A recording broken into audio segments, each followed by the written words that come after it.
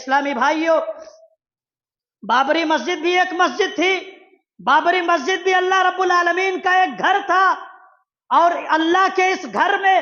نماز جیسی اہم ترین عبادت اللہ کے اسی گھر میں کی جاتی ہے، مسجدوں میں کی جاتی ہے۔ بابری مسجد ایک تاریخی مسجد تھی، اللہ کا ایک گھر تھا۔ سن 1529 یعنی 20/9 کے اندر اس مسجد کو تعمیر کیا گیا، بنایا گیا۔ اس کے بعد 1992 کے اندر شرپسندوں کے ذریعے اس مسجد کو شہید کر دیا گیا، اس مسجد کو گرا دیا گیا، معاملہ عدالت تک پہنچا،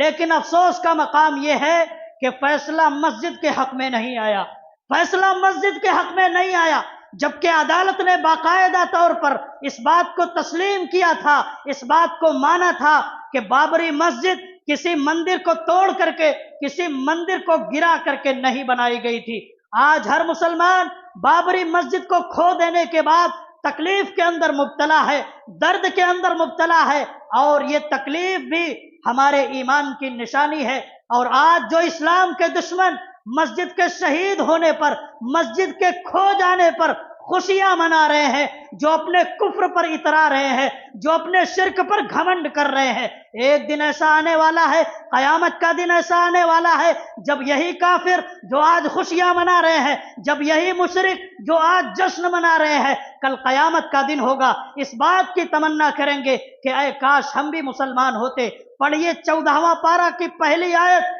ربما یود الذین کفروا لو کانوا مسلمین۔ اللہ نے فرمایا وہ وقت آنے والا ہے جب یہ کافر تمنا کریں گے کہ اے کاش ہم مسلمان ہوتے، اے کاش ہم دوزخ کے عذاب سے بچ جاتے اگر ہم مسلمان ہوتے، اے کاش اگر ہم مسلمان ہوتے تو ہم جہنم کے عذاب سے بچ جاتے، میدان محشر کی سختیوں سے بچ جاتے اگر ہم مسلمان ہوتے۔ اس کے بعد کی آیت میں اللہ نے فرمایا ذرہم یاکلوا، انہیں کھاتا ہوا چھوڑ دیجئے، ویتمتعوا، دنیا کی لذتوں سے آج ان کو فائدہ اٹھاتا ہوا ان کو چھوڑ دیجئے، ویلہہم العمل فسوف یعلمون، جھوٹی امیدوں میں پڑے ہوئے ان کو چھوڑ دیجئے، بہت جلد ان ظالموں کو، بہت جلد ان جو ہے فاسقوں کو، فاجروں کو اپنے کفر کا انجام معلوم ہو جائے گا، اپنے شرک کا انجام معلوم ہو جائے گا۔ آج اگر دنیا کی عدالتوں سے ہم کو انصاف نہیں مل رہا ہے، آج اگر دنیا کی عدالتیں ہمارے حق کو مار رہی ہیں،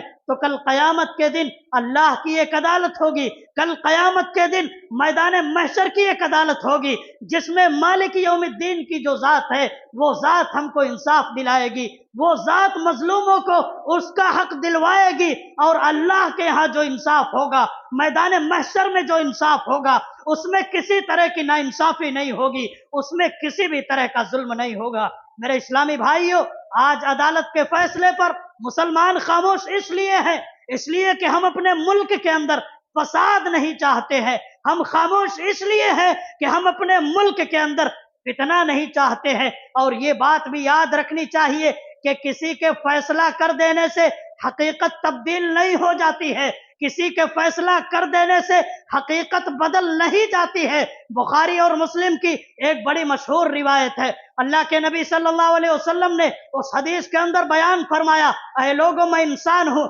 لوگ اپنے جھگڑے کو لے کر کے میرے پاس آتے ہیں، لوگ اپنے مسائل کو لے کر کے میرے پاس آتے ہیں، ہو سکتا ہے ایک آدمی کی صاف صاف اور اچھی باتیں سن کر کے میں اس کے حق میں فیصلہ دے دوں، لیکن جو ہے فیصلہ حقیقت میں اس کے خلاف ہو، معاملہ حقیقت میں اس کے خلاف ہو، تو اس طریقے سے جس کے حق میں میں فیصلہ کر دوں لیکن حقیقت میں وہ معاملہ حقیقت کے خلاف ہو، تو ایسے آدمی کے ہاتھ میں آگ کا ٹکڑا میں دے رہا ہوں، اگر لینا چاہے تو آگ کے اس ٹکڑے کو لے لے، اگر چھوڑنا چاہے تو چھوڑ دے۔ امام ابن کثیر رحمہ اللہ نے لکھا ہے، اس سے یہ بات معلوم ہوتی ہے کہ ناحق کو یعنی جو چیز حق نہیں ہے، اگر دنیا میں حق بنا کر کے آدمی اس کو اپنا لیتا ہے تو کل قیامت کے دن اللہ کے ہاں وہ مجرم ٹھہرے گا، دنیا کی عدالتوں میں وہ مجرم نہیں قرار پائے گا، لیکن اللہ کی عدالت میں جس نے ناحق کو حق ثابت کر کے اس کو اپنا بنا لیا ہے، اللہ کی عدالت میں وہ مجرم ٹھہرے گا، اور ایسے لوگوں کے اوپر وبال ہوگا، ایسے لوگوں کے اوپر مصیبت آئے گی۔ میرے اسلامی بھائیوں، बाबरी मस्जिद के खोने के बाद मुसलमान अफसोस की हालत में है और ये मुसलमानों के लिए बड़ा सब्र आजमा वक्त है। ऐसे हालात में, ऐसे नाजुक मौके पर बहुत सारे मुसलमान क्या है, अल्लाह की रहमत से नाउम्मीद हो जाते हैं, अल्लाह की जात से नाउम्मीद हो जाते हैं, अल्लाह के बारे में बदगुमान हो जाते हैं। हमारी जिम्मेदारी ये बनती है कि हम अल्लाह की रहमत से मायूस ना हो, हम अल्लाह की जात से नाउम्मीद ना हो। सुलह हुदैबिया सन 6 हिजरी के वाक़े को ऐसे मौके पर याद करना चाहिए जो हमें तसल्ली देती है, जो हमें इत्मीनान दिलाती है। सन 6 हिजरी का वाक़या, जब अल्लाह के नबी अपने सहाबा को लेकर के उमरा के लिए निकलते हैं, हुदैबिया के मौके पर, हुदैबिया की जगह पर, हुदैबिया एक मकाम होता है, यहाँ पर काफिरों की तरफ से, मुशरिकों की तरफ से अल्लाह के नबी को रोक दिया जाता है, सहाबा को रोक दिया जाता है और उमरा करने के लिए, जाने के लिए नहीं दिया जाता है। मेरे इस्लामी भाइयों, वहीं से उसके बाद अल्लाह के नबी वापस हो रहे हैं, वहीं से हुदैबिया से मदीना अल्लाह के नबी वापस हो रहे, हुदैबिया से अल्लाह के नबी के साथ सहाबा वापस हो रहे हैं। ऐसा लगता था सहाबे किराम शिकस्त खा गए हैं, ऐसा लगता था सहाबे किराम हार गए हैं, ऐसा लगता था कि सहाबा कमजोर पड़ गए हैं। जो हुदैबिया से मुसलमान मदीने की तरफ जा रहे हैं, वापस लौट रहे हैं, उमरा नहीं करने दिया जा रहा है, अफसोस की हालत में थे, रास्ते में जा रहे थे। अल्लाह ने सूरतुल फतह की आयत नाजिल फरमाई, इन्ना फतहना लक फतहम मुबीना। ऐ नबी हमने आपको, ऐ नबी हमने आपको एक खुल्लम खुल्ला फतह नसीब फरमाई। और उसके बाद क्या हुआ, सिर्फ 2 साल के बाद मक्का फतेह हुआ और मुसलमान पूरी शान और शौकत के साथ, मुसलमान पूरी इज्जत के साथ, मुसलमान पूरी कुव्वत और एहतराम के साथ उसी मक्का के अंदर दाखिल हुए जिस मक्का में उमरा करने से काफिरों ने, मुशरिकों ने 2 साल पहले रोक दिया था। मेरे इस्लामी भाइयों,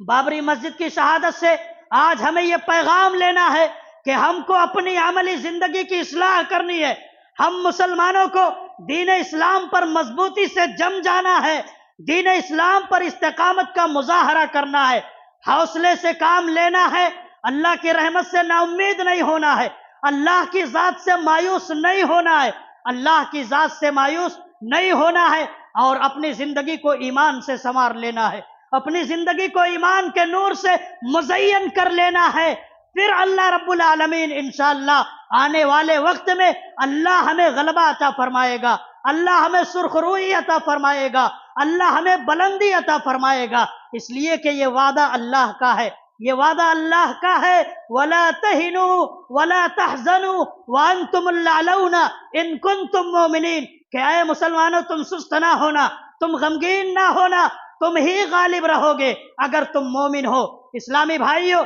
जरूरत इस बात की है, जरूरत इस बात की है कि हमारा अकीदा मोमिनों वाला अकीदा हो, हमारे अखलाक और किरदार मोमिनों वाले हो, हमारी इबादतें, हमारी नमाजें मोमिनों वाली हो और हम सिर्फ जुमा के नमाजी ना बने,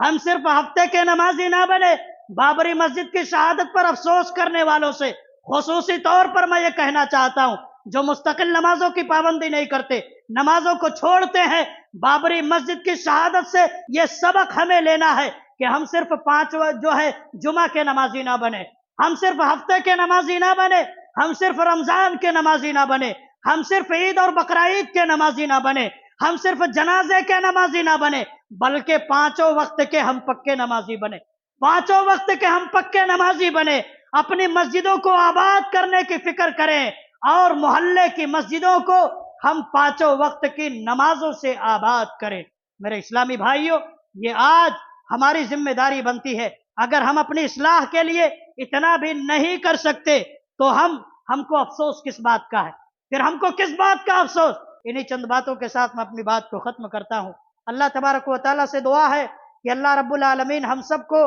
पक्का सच्चा नमाजी बनाए, अल्लाह रब्बुल आलमीन हम सबको मस्जिदों को आबाद करने वाला बनाए। अल्लाह रब्बुल आलमीन जिसके मोहल्ले में भी मस्जिद है, उस मोहल्ले की मस्जिद को अल्लाह रब्बुल आलमीन हम सबको, हर मुसलमान को उस मोहल्ले की मस्जिद को आबाद करने वाला बनाए। अल्लाह रब्बुल आलमीन जो ये मस्जिद का सानहा भी पेश आया है,